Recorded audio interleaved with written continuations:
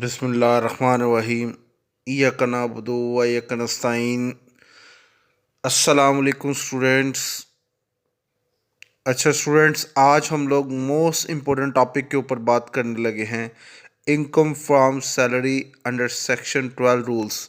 Income tax के जो rules हैं उसके हवाले से आज हमारा लेक्चर है और सब स्टूडेंट से रिक्वेस्ट है कि इस लेक्चर को ध्यान से सुने और साथ साथ एक रजिस्टर अपने पास रख लें, उसकी मदद से आप इसको साथ साथ नोट करें।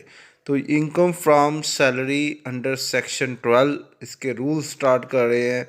आज हम देखेंगे कि कौन से ऐसी टर्म्स हैं जो इनकम फ्रॉम सैलरी में आती हैं और उन पे टैक्स कितना लगता है, और टैक्स या तो वो टैक्स एबल है या टैक्स एग्जम्प्ट है, यानी उस पर टैक्स नहीं लगता। तो दो तरह से हम डिस्कस करेंगे। एक तो हम ये चेक करेंगे कि कौन सी ऐसी चीज़ें हैं जहाँ पे टैक्स लगता है और जिन पे बिल्कुल टैक्स नहीं लगता वो हम लिखेंगे। यहाँ पे मैंने दो कॉलम बनाए हैं, ये आपको नज़र आ रहा है, दो कॉलम। एक कॉलम मैंने बनाया है स्टूडेंट्स, ये जो टैक्सेबल वाला कॉलम है, यानी यहाँ पे वो अमाउंट लिखेंगे जिस पे टैक्स लगना है, ठीक है। और यहाँ पे वो अमाउंट मैं लिखूँगा जो एग्जम्प्ट होगी, ठीक है। तो बारी बारी हम स्टार्ट कर लेते हैं इनकम फ्रॉम सैलरी के बारे में कि कौन सी चीज़ें इसमें आती हैं। तो सबसे पहले स्टूडेंट्स आपको नज़र आ रहा है बेसिक सैलरी। बेसिक सैलरी जो स्टूडेंट्स गिवन होगी क्वेश्चन पेपर में, सबसे पहले आपने ऊपर लिखनी है और ये कहाँ पे आएगी, टैक्सेबल के कॉलम में। इसकी जो भी अमाउंट होगी, तो स्टूडेंट्स फॉर एग्जांपल इसकी मान लो आपकी बेसिक सैलरी 40,000 है, तो अब 40,000 वो पर मंथ होती है, पर मंथ मतलब 40,000 आपकी सैलरी है। तो 40,000 को आपने क्या करना है, 12 से मल्टीप्लाई करना है। क्यों? क्योंकि यहाँ पे हमने साल की अमाउंट लिखनी होती है। क्या करना होता है, साल की अमाउंट। तो स्टूडेंट जब आप 12 से मल्टीप्लाई करेंगे तो वो साल की अमाउंट आ जाएगी ना, तो उसको कहाँ पे लिखेंगे आप, उसे टैक्सेबल के कॉलम में यहाँ पे पैसे लिखेंगे।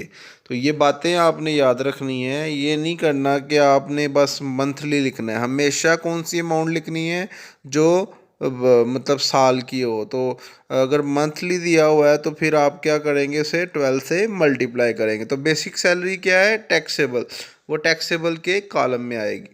इसके बाद स्टूडेंट बोनस, जो बोनस होता है ये भी याद रखिएगा।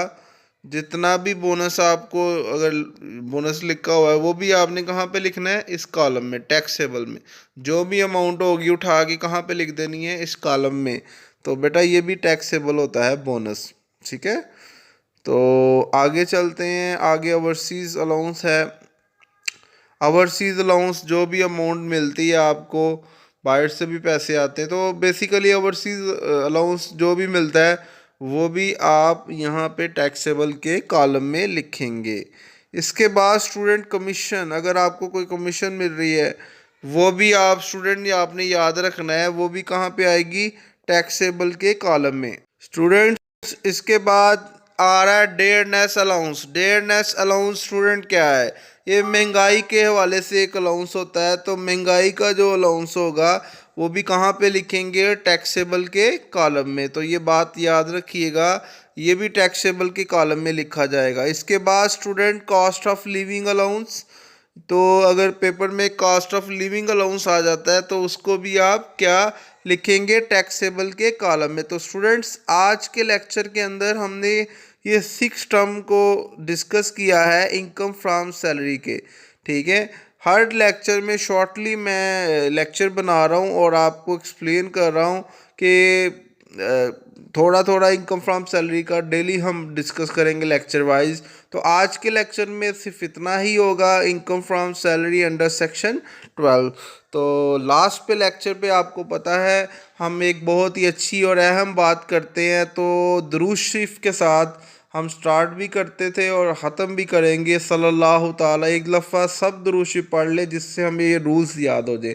तो सल्लल्लाहु अलैहि वसल्लम ये हमें पढ़ना चाहिए और मुकम्मल दुरूद शरीफ भी पढ़ना चाहिए। तो एंड पे यही पे काम है कि दुरूद शरीफ पढ़े और सीखें। तो ये आज के रूल्स से आप इसको नोट कर लें, ठीक है, और चैनल को सब्सक्राइब भी कर लें। Thank you very much.